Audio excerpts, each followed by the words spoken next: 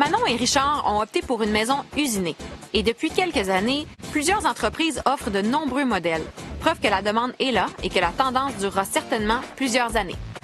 Expliquez-moi un peu pourquoi vous avez commencé à faire la série Microloft, les petites habitations.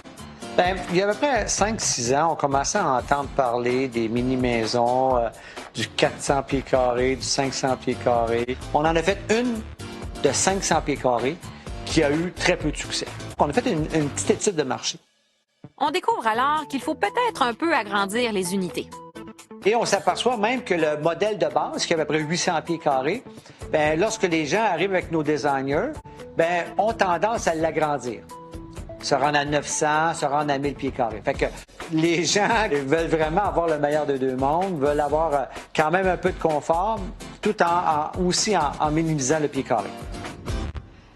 Dans le fond, on s'inspire un peu partout à travers le monde, plus précisément en Asie et en Europe, parce qu'on sait qu'eux sont des leaders dans la conception de ce type d'habitation-là. De micro-maisons, micro-chalets. Exactement.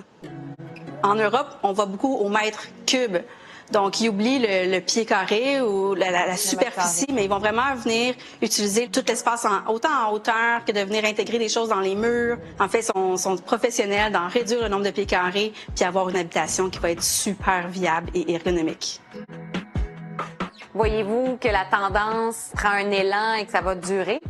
Ben oui, tout à fait. J'étais avec le maire Labaume la semaine passée et il va annoncer de quoi tout nouveau. Changer la réglementation pour permettre d'ajouter un bâtiment à ta maison dans la ville de Québec. Wow. Donc, faire un genre de bigénération.